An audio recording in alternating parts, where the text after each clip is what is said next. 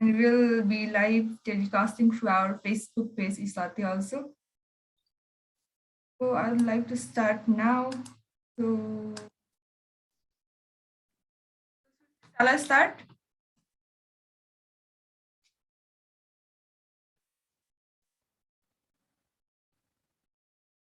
Hello. Me? Yeah, I can. Yes, you can. Okay then.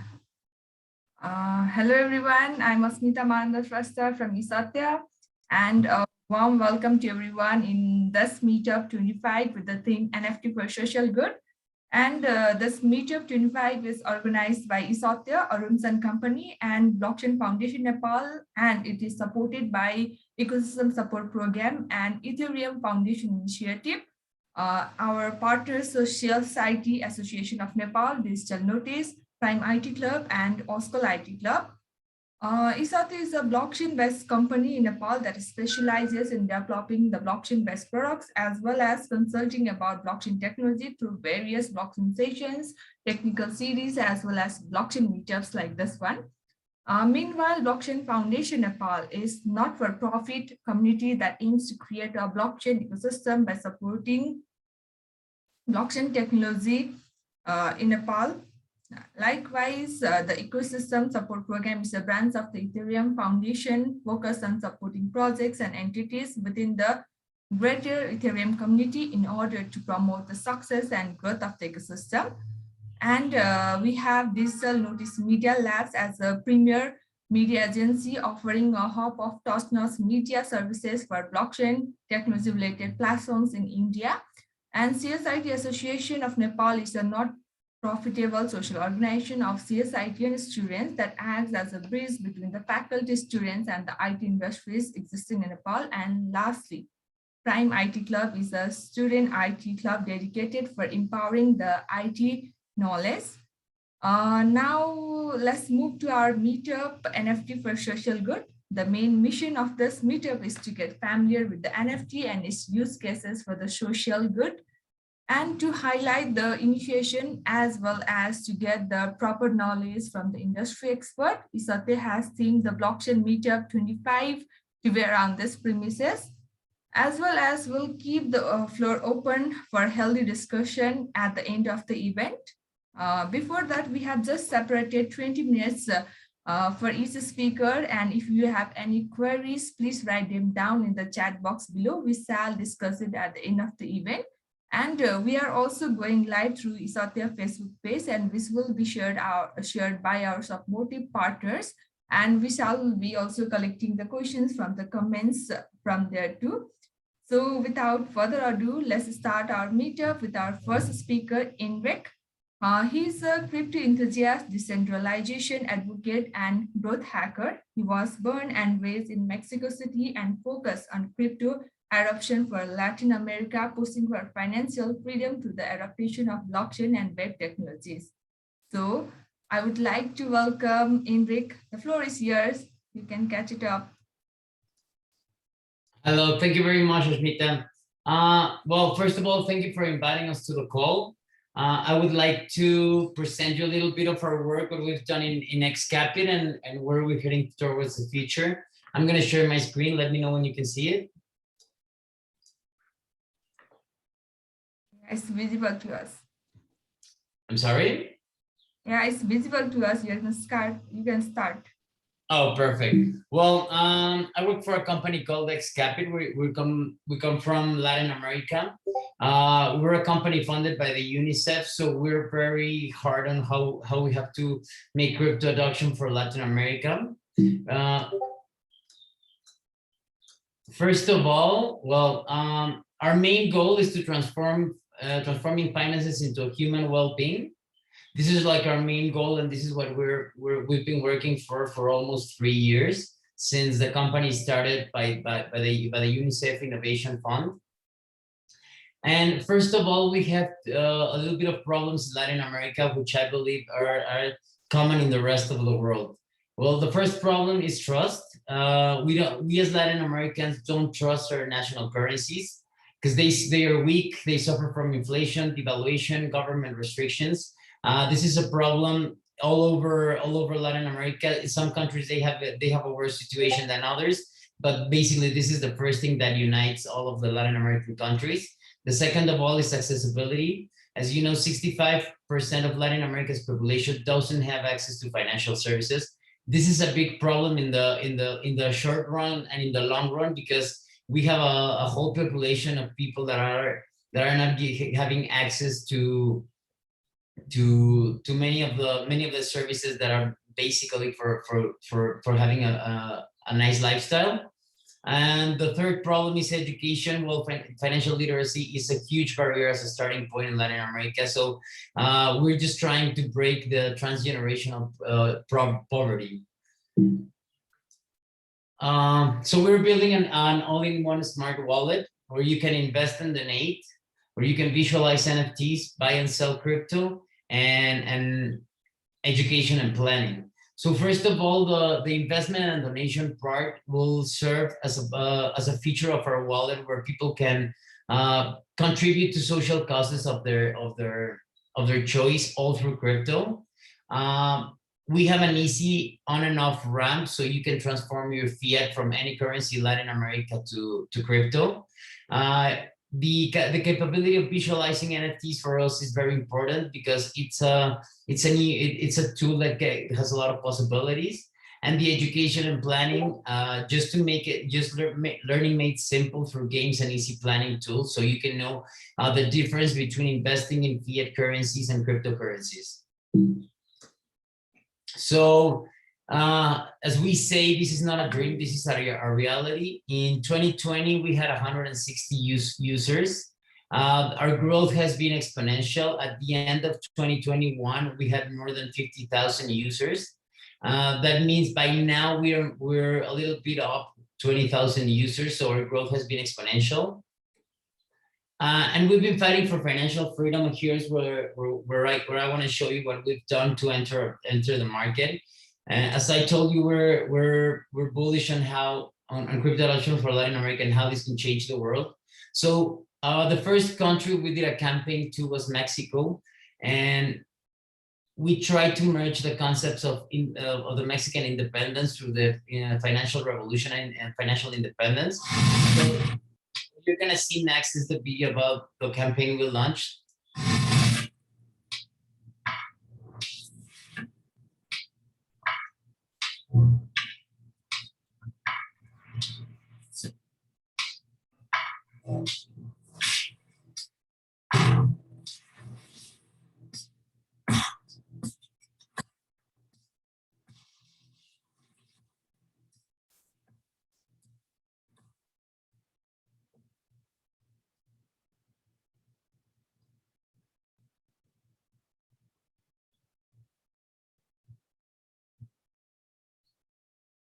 Were you able to see the video correctly?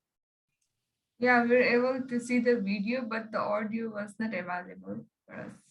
The what? I'm sorry? The audio wasn't available, but we are able to see the video. Oh, okay. Well, basically, let me tell you a little bit about this campaign. What we did was we partnered with a Mexican artist to create a piece of art that represented the arrival of the financial freedom of independence through the adoption of cryptocurrency. So we minted 20,000 of these NFTs, and they were given for free to all the people that registered for our first launch of our wallet.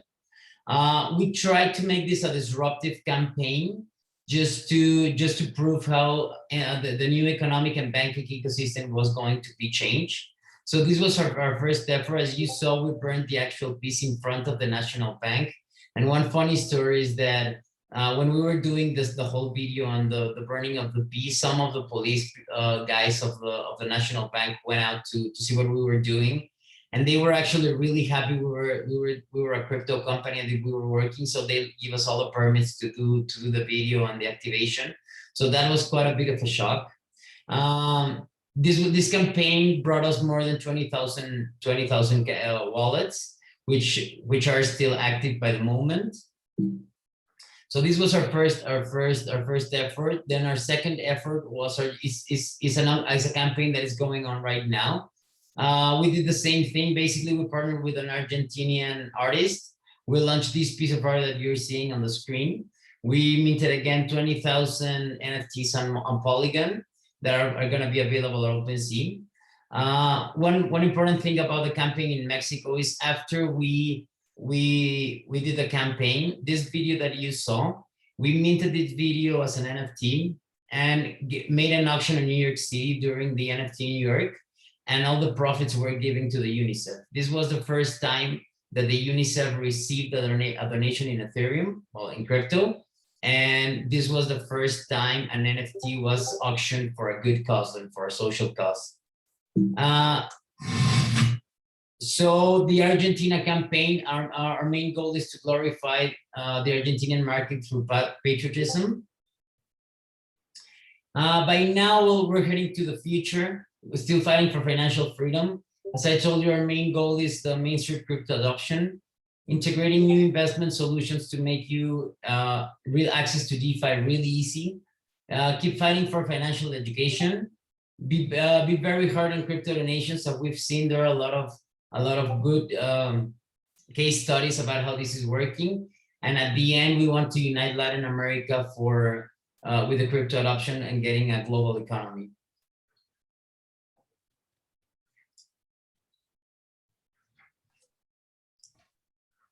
So that I think that was it. Ashmita, I don't know if you have any questions. Thank you, Enric. We'll have the questions. We'll just take the question later on. Okay, thank you. So thank you so much for your presentation and for sharing your ideas with us. And we are also happy to get you as one of the fellows in our UNICEF Innovation Fund through our Rahat project. And now it's the time for our next speakers. And our next speaker is Bilal. And he is a passionate social entrepreneur and founder of Tayaba, an NGO working to eradicate water insecurity in Pakistan rural desert area. He believes in using the innovative quality of technology to help those in need, and also blockchain marketing advisor and a consultant. So please allow me to welcome Bilal, so you can take over now.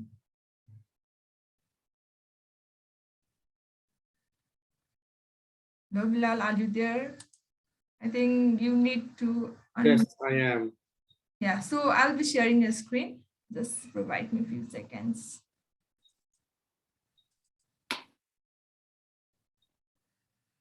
Okay.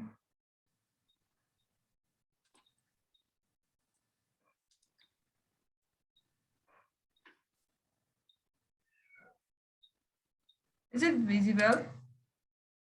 Yes, it is. Hi, everyone. So I am, can you hear me? Yeah, we can hear you. Okay, my name is Bilal. I'm absolutely thrilled to be here, and thank you to Rumsan and team to organize this. I am one of the founders of Tayyaba, and I've always been a firm believer in the principle that social good and progress are linked to innovation in technology. Our organization, Tayyaba, was founded on the principles of innovation using today's advancement to help those behind the wave of progress, especially women and children. So if you can move to the next slide, please. Yeah. Pakistan has been facing a water crisis for quite some time, and we are a water scarce country with only 28% of the population receiving piped water in their homes. This means that the remaining 72% are left to fend for themselves. As a consequence, in the water-deprived areas of Pakistan, in the rural and desert areas of Pakistan, women have to walk across 5 to 6 kilometers every day to just bring clean water for the day. It's almost an unthinkable journey. The paths are long, and it's like carrying a load of full container on the head, which causes back pain, shoulder pain, and even pregnant women we've seen unfortunately lose their unborn children on these journeys. So I think no one is shy of the global water crisis and the Pakistani water crisis. Can you hear me correctly? There's somebody just message saying that I can. Is it better now? Yeah, we can hear you. Okay. Next slide, please.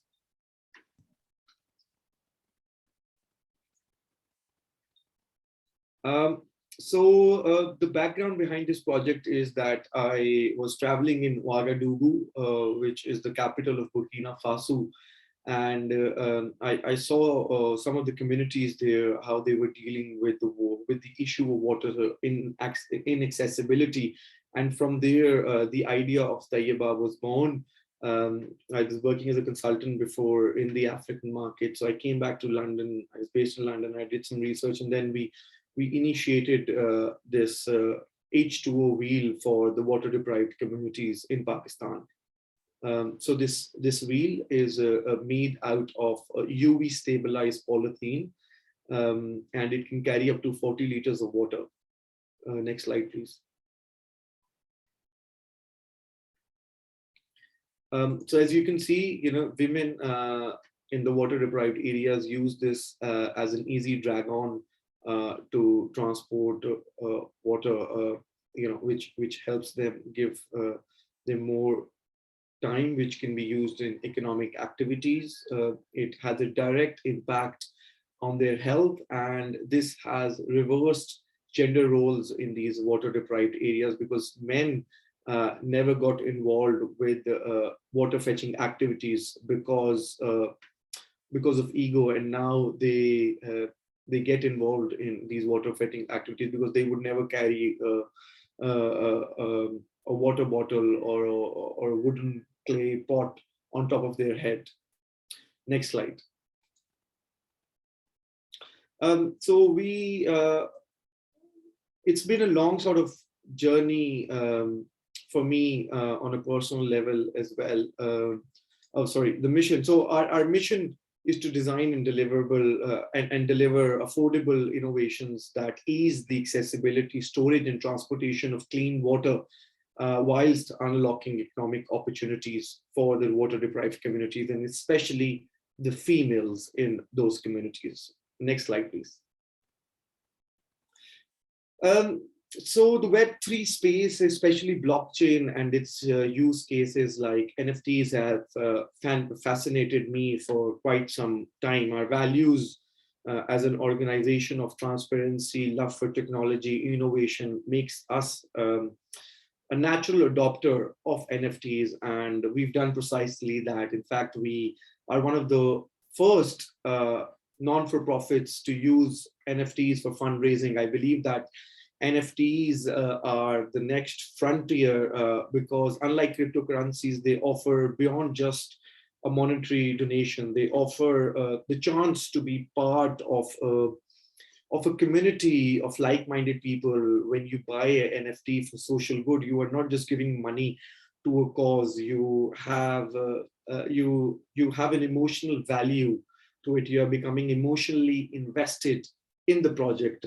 At least that is what we believe with Tayyiba's NFTs. We like to build a community that shares our core values. So we provide detailed real-time updates on the effects, on the positive effects of that NFTs based donations. And our NFT holders get information on how many wheels they donated, have been utilized, which part of the country are we sending those wheels, and we also share footages from the field. And this sort of donor to organization integration was just not possible before blockchain-based technologies, which truly gave us a trustless and revolutionary platform in terms of non-fungible tokens. And that doesn't even begin to cover the potential and the benefits of I'd say NFTs for social work on a macro level. A successful NFT project has the ability to generate after sale revenue through royalties and resales. And we've seen that during the COVID pandemic, physical and in-person fundraising events were not possible. And while this pandemic is surely ending, other crises are unfolding in the world that have provided other sort of obstacles, and we need to use the same technology and the can-do mindset to move funds fast in a way that which cannot be blocked by third parties who might have vested interests, and we need them in a way that also catches people's attention. So perhaps look at what is happening in Ukraine and the response from the global crypto community.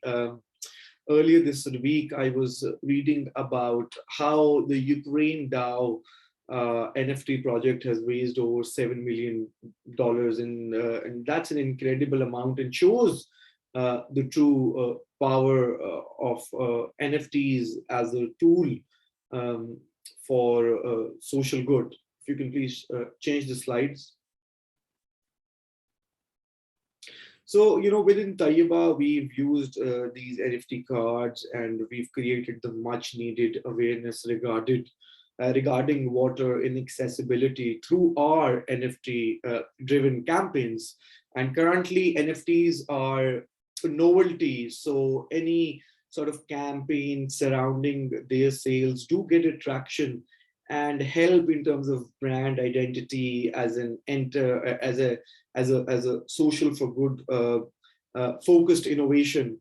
But I think that other nonprofits can also use NFTs as a fundraising platform, and my goal is to inspire local charities already doing good work to expand their horizons and find new avenues of fundraising.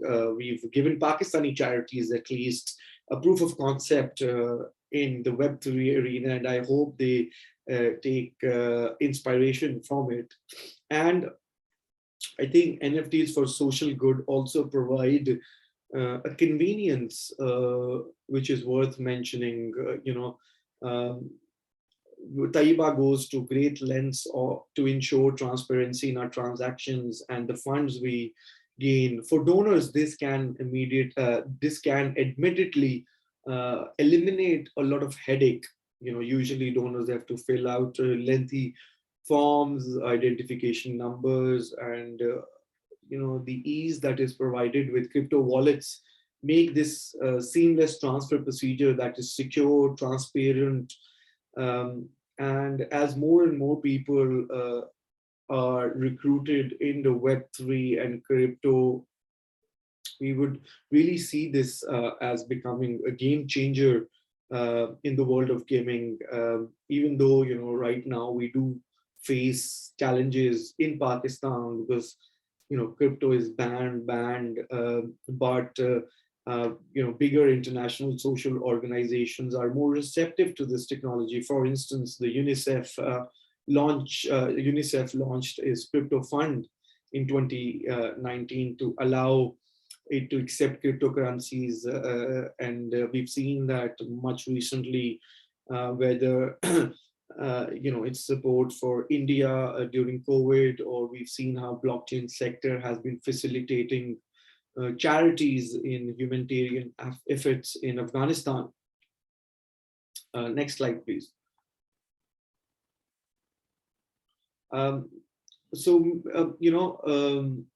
These are some of the trading cards that we created for our NFT launch that represent improved health, water accessibility, gender equality.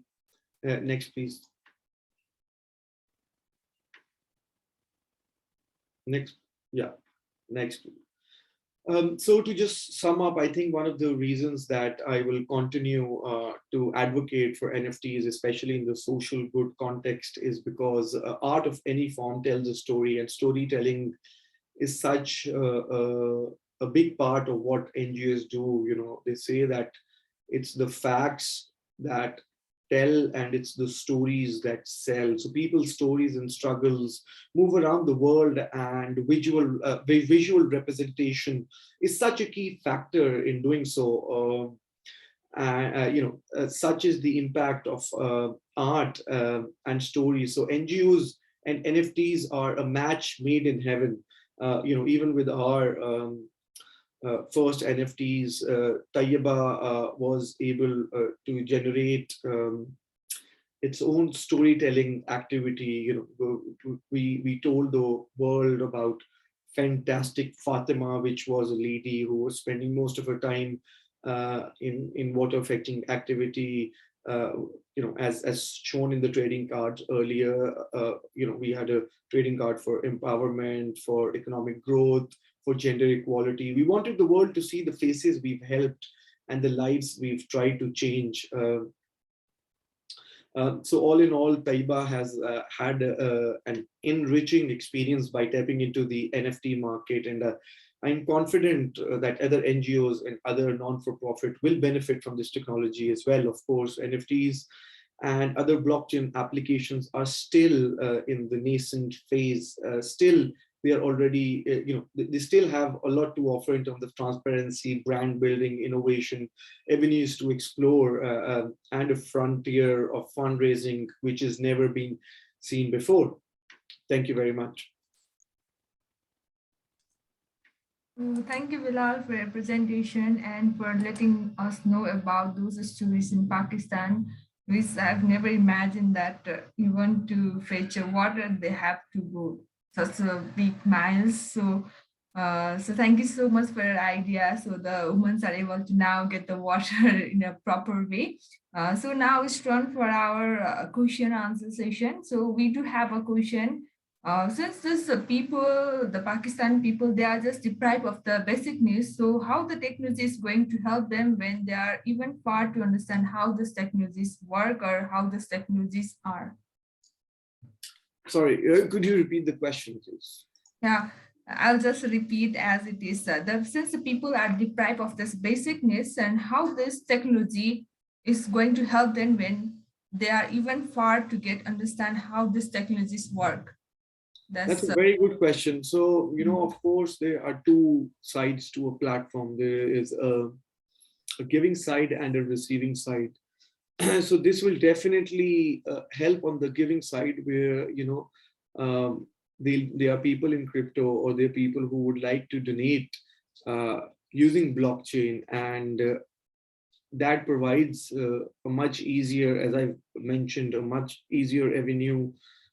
And people on the receiving side in far-fetched area who are in the unbanked population, again, blockchain gives them an opportunity for financial inclusion. And of course, we need to train these people. The mobile penetration rate is 180 million in Pakistan. So, with easy mobile wallets, it does make a considerable difference. In that it is not important to get to know about the technology. Once they get the facility, they'll just will be eager to learn the technology. I think that will be the secondary case. So we do have our next question. So how can NFT be used to give the digital form to replace all arts, and how can we get involved in NFT for social good, and how can NFT create, and how can we create the NFT and buy and sell it? So this question can be for both Enric and Bilal. So whoever is ready to answer, you can just provide the answers over there. So Enric, are Please you? go ahead, Bilal. Yeah. Again, I was unable. Is the question written here in the chat? Because I was unable to completely understand the question. If you Okay, don't then know, I'll just provide the question you in the chat in your direct message. yes, please. Next questions also. So Enric will be answering the question, and next question I'll be forwarding you in the direct chat.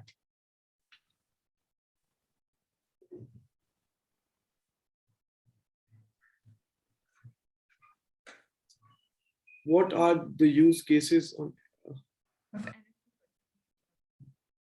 Is it that one, the NFTs for tourism? Yeah. Well, I don't know what you think, Bilal, but for me, like the first thing that comes to my mind is plane tickets, passports, identifications, insurance, travel insurance, like all of those things can be done through an NFT. And we have to think as NFTs as a tool for with a lot of capabilities, as a tool for one makes it all. So imagine that you buy this all inclusive, or you're in a cruise ship and you buy this all-inclusive package and you're going to be identified by the NFT you have on your wallet. So at the moment you pay or at the moment you do any transaction, this NFT is going to be linked to your identity and to the package you paid. The last time I was in a plane through the customs getting into New York, it was really impressive how above all the technology we have, we're still carrying with this piece of paper that identifies who you are. So it was for me like a shock to, when you're processing these things to get into the customs to the desk and seeing again, like putting a stamp. And I was like, we've been doing it the same way since our maybe my grandfather's grandfathers or whatever. So I think NFTs for tourism would be a really good way to identify people, to give packages, access, tickets. I feel like there's a lot of things we can implement this technology to traveling. I don't know what you think about. No, I absolutely agree with every single thing that you've said. I mean, blockchain and NFTs technology can address and resolve a lot of current issues that we've never moved a needle on since ages. When it comes to tourism, whether it's through fractionalization of NFTs, whether which would perhaps bring in more funds into the tourism and travel industry, especially after the COVID challenges. So of course, tokenization, NFTs can really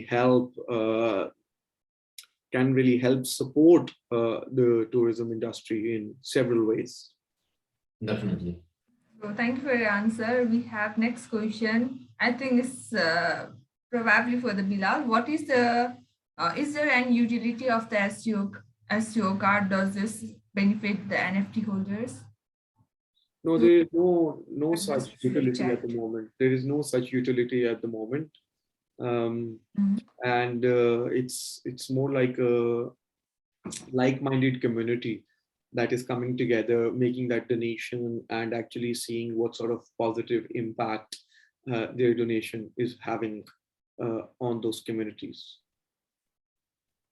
Adding to that question, we have next question also. What is the QR code in the SEO card? Is it access to the private keys or will it, how will make it secure?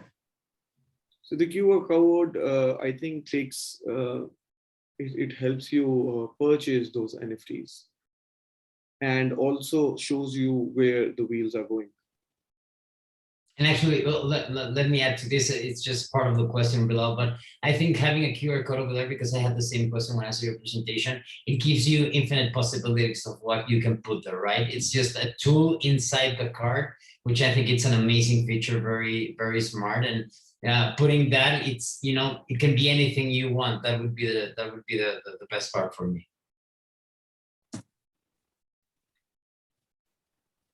Thank you for your answer. We have next question, and I forwarded the question for both of you. As NFT are not fungible, so like can it be created for the one-time use and removed from the wallet later on after use or something like that?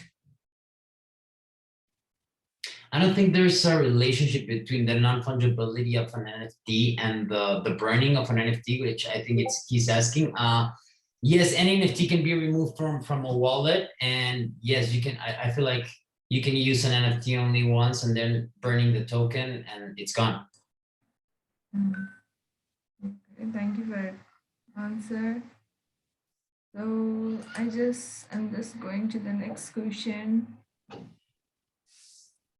I think we do not have any more questions. So are there any question would you like to ask our speaker? Then please put it in the chat box. I may have missed the questions. So if there are any, you can again add those questions in the chat box. I feel like here's an interesting question. It says, well, the people are deprived of basic needs. How the technology is going to help them? They even far to understand how to use these technologies.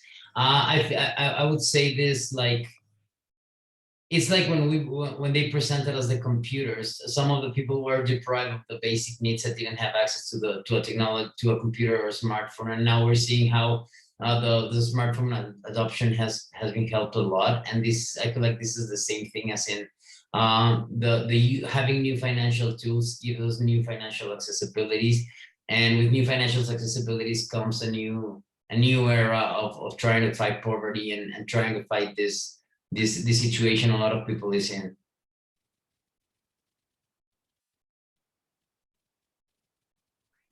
Next question. So, like Bilal is using the NFT for us, so what other use cases can it be used for the social good?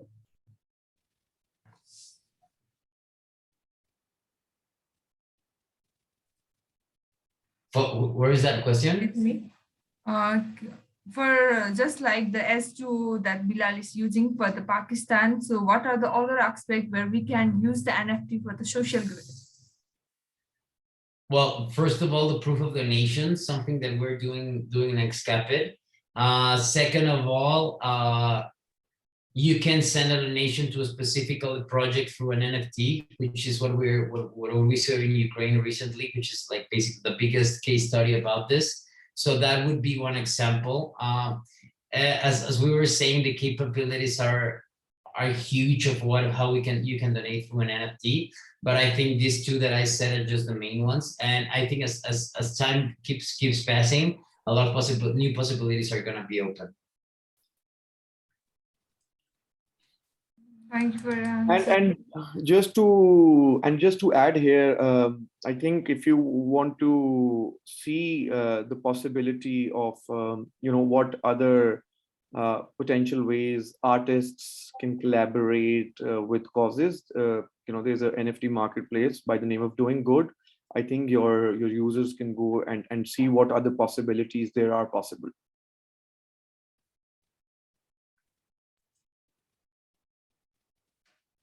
So we have other questions also. What can be the future use cases of the NFT?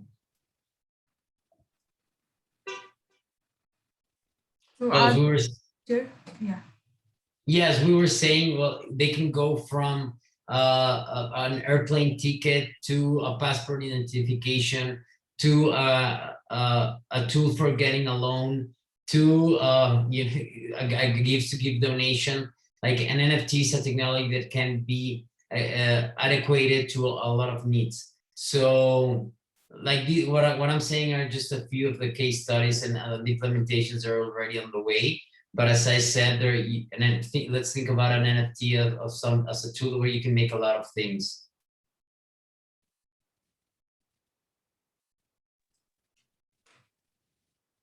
I think there aren't any more questions.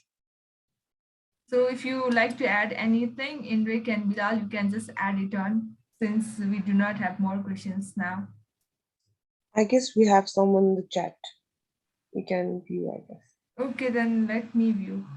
So we have next one question from Rishabh. So the questions goes like this: blockchain and cryptocurrencies might be banned in many countries. For example, in Nepal also the cryptocurrency is banned. So can you highlight the possibilities with your experiences so that the countries should or could adopt them in the future? So Well, I'm in Mexico City. The government hasn't issued an official statement about crypto. We, as a country that is next to the United States, we always think a regulation will come directly as a copy paste from the regulation from the United States. Talking about mainly about Nepal, you told me, Ashisi, that this is a very hard situation you're having over there. I feel like any country should be against technology or shouldn't be against progress. This should be the main motto of thinking of every human being. Like the more you can progress, the better the world is gonna get, and that's what it has to unite us all. If you highlight the possibilities with the experiences, well, first of all, I don't think any country should ban any activity with cryptocurrency. Of course, we're in this talk because we strongly believe that cryptocurrency is a way to not only liberate the world, but also make the world a better place. When we change the way how we think about economy and how we think about finances, we all come to the conclusion that this is one of the main problems the whole world has. So crypto, it's offering a possibility of making this a better world, and we should all stick to that, and we should all go to this adoption of the technology. We've seen amazing case studies through the past months and years of how crypto has changed people's lives, and this is how we're gonna unite into a world economy. That's what we really need.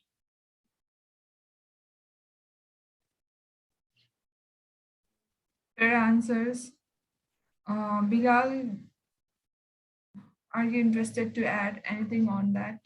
I think Stan? Rick really hit it on the head by saying that the US has to adopt it first, and then perhaps all the other countries will be aligned. It's encouraging to see what is happening in this part of the world, where India, at least, even though the tax rate is pretty steep, but acknowledging it. And I think Pakistan, Bangladesh, Nepal are just a few years behind towards the governments being a bit more receptive to the idea.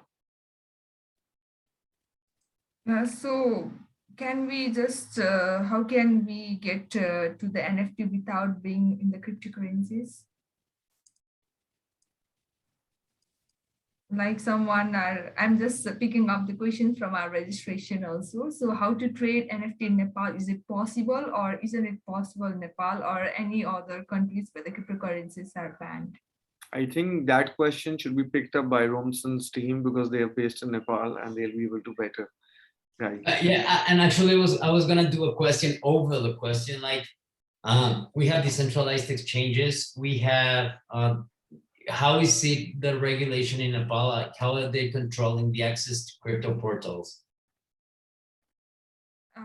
In Nepal, just we had a few background of the cryptocurrency. Since the cryptocurrencies cannot be tracked, the Nepalese government, I think, in my opinion, is just not letting the Nepalese currency to go outside. So I think they are creating a ban for the same case. That is really hard. Yeah, so for that, from the Rumsan side, we have one of the blockchain-based product, Rahat, for the humanitarian world. And since the cryptocurrencies are banned, we just have used those Rahat tokens within the Rahat ecosystem. And those the people who are involved in the network can only have those values because Rahat tokens gets only work in the network only. So we are just using the tokens and NFT in our Rahat network, and later on working with other FSPs and turning it into the fiat currency, to the Nepalese currency. And in this way, we are just starting those NFTs and blockchain in Nepal. And talking about others, that Bitcoin in Nepal, most of the people are just confused about the blockchain and the Bitcoin. So most of the people, while we are just, since eSatya is one of the awareing company, we just get to people aware about the blockchain technology. But rather than being aware about the blockchain technology, I think they are more towards the Bitcoin world. And after getting involved with our sessions, they just got with an idea of just differentiating between the blockchain and the Bitcoin. And for that also, so most of the people are just confused about the technology and the cryptocurrency part. So for the same, we are just creating various other blockchain products. Rahat is one of that, but we do have our AgriClear, which is based on the blockchain technology for tracking the just agricultural system from farm to the finger.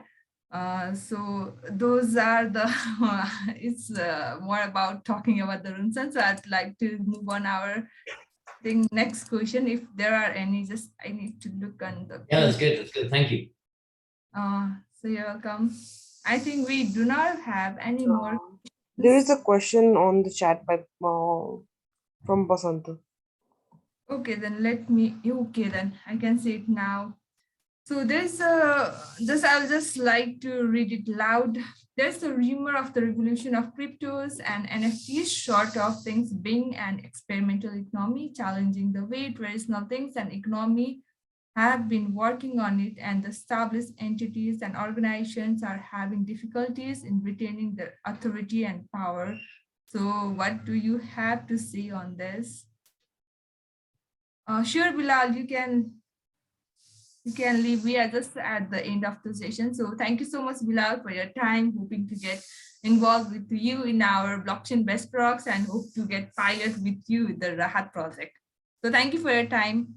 Thank you, everyone. Thank you for giving me the opportunity. Thank you, Bilal. Thank you. Thank you, Bilal. Thank you. Nice speaking to you, Eric, as well. Thank you. Nice to meet you Thank too. you. Thank you.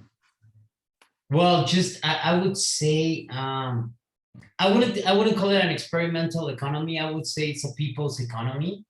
Um, yes, the crypto is challenging all of the traditional ways we know about finance and banking, which is why people are so scared. We've been taught to be scared of how they handle our money. Banks are scary. The tech attention service on a bank is scary. And now we finally have a way to take our money back and separate money and state. And this is the main goal of crypto. So if you ask me, what do I have to say this? Yeah, it's gonna be a difficult change. It's gonna take time. It's gonna be a process. But at the end, I feel like we're gonna finally see a new era of banking that is gonna give a lot of possibilities to more people. Let's just think about it, what I was saying at the beginning. 65% of people in Latin America doesn't have access to banking, and this is a problem all across the world. I don't know how the situation is in Nepal, but I can assume it's similar. People doesn't have access to banking, doesn't have access to loaning, leasing. They can get access, high interest rates. So finally, for me, crypto is a new way to transform our banking system, and it's just the fact that it exists a possibility of changing the banking industry and the financial industry. We have to try it. So we do have next question. So would you like to know about the career? So I think it's for the Rumsan itself. So UMS Saudari, I would just like to request you to send email to hello@eSatya.io. We'll be answering your question to the email. So thank you for your interest on blockchain technology. And with this, we are also at the end of our program. So for that, I just want to thank our whole team, not only me. We have our next teams also behind the scene. So now we are at the end of the meetup, and I hope all enjoyed it as well as like as we did before organizing it. And thank you everyone for joining our today's session, even after this even having on the festive season too. So, and our team also would like to thank our distinguished guest speaker, Invek and Bilal. So thank you so much for your time, valuable time to be as one of the meetup, as one of the speaker in our meetup. And we are also equally thankful for all our audience and attendees for being here with us in this event, and hope to see you at our next event soon. And I would also like to get your interest for the next meetup thing also. And for this, please stay connected to us through our social media platform, which will be mentioned in the chat box below. And for attending our next event also, please do like and follow our Facebook page and LinkedIn base. These are the platforms where we post our events, and we do also have international community through the Blockchain Foundation Nepal in our meetup group. There also you can get the notifications. And also you can, if you have any more questions about this meetup which are not coming in your mind now, then you can just follow me on the Twitter and LinkedIn, and you can ask me about those questions later below. Or if you do have more questions to be asked to the speaker, then you can also email at the hello@eSatya.io. And meanwhile, I would also want to get suggestion about the topics which you would like to hear from us in our next meetup. And with this, I just want to wrap up today's meetup. Until then, have a great time, stay safe, stay happy, and stay healthy. Thank you, everyone, and happy Holi to everyone. So thank you, Enric. Thank you very much. Thank you very much, everyone.